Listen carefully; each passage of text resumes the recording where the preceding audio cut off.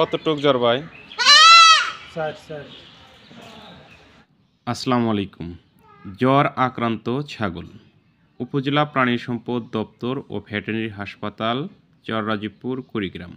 ভিডিওতে যে ছাগলটি দেখতে পাচ্ছেন, ছাগলটি জ্বরে আক্রান্ত। বর্তমানে এর শরীরে জ্বর আছে 104 ডিগ্রি ফারেনহাইট।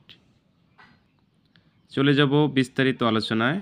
তার আগে আপনাদের কাছে অনুরোধ, আমার চ্যানেলে নতুন হয়ে থাকলে চ্যানেলটি সাবস্ক্রাইব করে দিন, লাইক দিয়ে পাশে থাকুন, শেয়ার করে আপনার বন্ধুদের দেখার সুযোগ করে দিন এবং সবার আগে নতুন নতুন ভিডিও পেতে পাশে থাকা বেল আইকনটি বাজিয়ে দিন।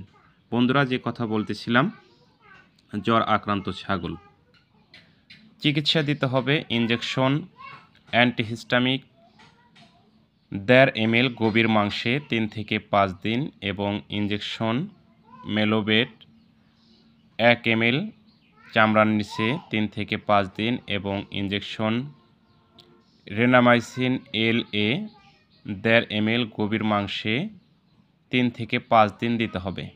যেহেতু আজকে প্রথম দিন, অসুস্থ হওয়ার প্রথম দিন এবং চিকিৎসারও প্রথম দিন, এজন্য কমপক্ষে 3 দিন এই চিকিৎসা কন্টিনিউ করতে হবে। তা না হলে একটু কমে তারপর আবার বেশি হওয়ার সম্ভাবনা আছে। এই জন্যই একটু ফুল ডোজ চিকিৎসা দিতে হবে।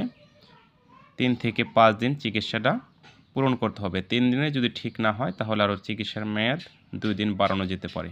চিকিৎসা প্রদান করলেন ডাক্তার প্রান্ত সরকার, উপজেলা প্রাণী সম্পদ দপ্তর ও ভেটেরিনারি হাসপাতাল, চররাজীবপুর, কুড়িগ্রাম।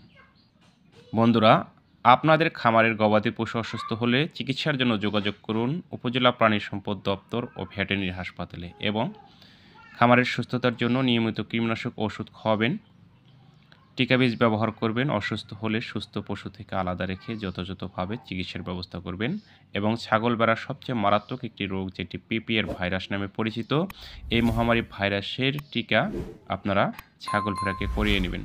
ভালো থাকবেন। আল্লাহ হাফেজ।